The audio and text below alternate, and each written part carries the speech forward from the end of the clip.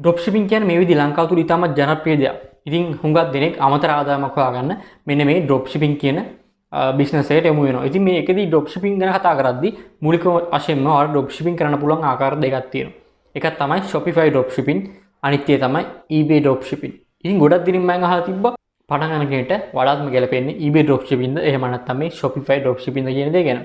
ඉතින් මේ වීඩියෝ එකේ මම මෙන්න මේ Shopify Dropshipping සහ eBay Dropshipping යන දෙක ගැනම කතා කරනවා. ඉතින් මේ වීඩියෝ එක ඉවර වෙද්දී ඔයාලට හොඳ අයිඩියා එකක් එයි.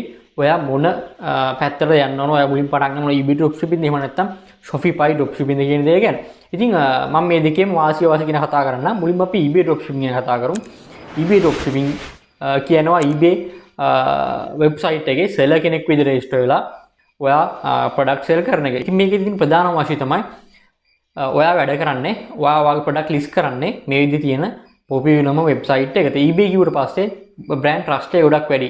ඒ වගේම මේකදී ඔයාට මාකටිං වලට කොස්ට් එකක් දරන්න ඕනේ නැහැ, ප්‍රොමෝට් කරන්න ඕනේ නැහැ. මොකද eBay කියන වෙබ්සයිට් එකට ඕල්රෙඩි මිලියන ගණනක් දවසට මිනිස්සු වෙනවා. ඉතින් මෙන්න මේ නිසා ඔයාගේ ප්‍රොඩක්ට් සෙල් වෙන්න තියෙන chance එක වැඩි. ඉතින් මේ වෙද්දී eBay sellers ලංකාවේ සෑහෙන වශයෙන් රෙජිස්ටර් වෙනවා. මෙන්න මේ නිසාම eBay ආයතනය මේ වෙද්දී බොහෝමයක් eBay account suspend කරන්න පටන් ගන්න තියෙනවා. ඒ කියන්නේ අලුතෙන් හදන ගොඩක් accounts 90%ක්ම suspend වෙන තියෙන ඉඩ කඩ වැඩි. ඉතින් suspend වෙන වැරදි කිහිපයක් බලපාන.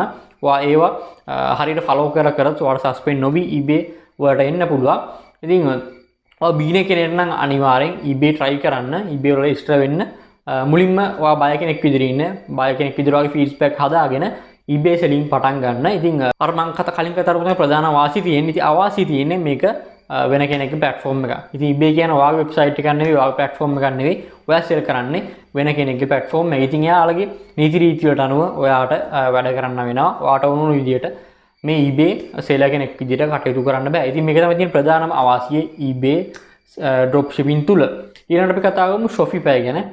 Shopify වල තියෙන ප්‍රධාන වාසිය තමයි ඔයාට කාගේවත් විදිහට නටන්න ඕනේ නැහැ. කියන කාගේව rules විදිහට ඔයාට වැඩ කරන්න ඕනේ නැහැ. මොකද Shopify වල අපි හදන අපේ ස්ටෝර් එක, අපේ බ්‍රෑන්ඩ් නේම් එකක් තමයි අපි හදන්නේ. අන්න ඒ නිසා ඔයාට නිදහසේ ඔයාගේ selling කරගෙන යන්න පුළුවන්. හැබැයි මේකේ තියෙන ප්‍රධානම වාසිය තමයි ලොකු cost එකක් දරන්න වෙනවා. ඔයා හිතන Shopify platform එකට ඔයා මාසිකව $29 ගාන pay කරන්න ඕන. beginner කෙනෙක්ට මේ $29 කියන්නේ ලොකු ප්‍රමාණයක්. මොකද මේ $29 මාසෙක pay කරන්න ඕන. හැම මාසෙම pay කරන්න ඕන. ඉතින් මේ $29 pay කරා කියලා ඔයාට sales එන්නේ නැහැ. ඉතින් ඔයාට sales එන්නේ නැතුව $29 pay කරනවා කියන්නේ සාමාන්‍යයෙන් beginner කෙනෙක්ට ඒක ලොකු ගාණක්. ඒක තමයි ප්‍රධානම අවාසිය.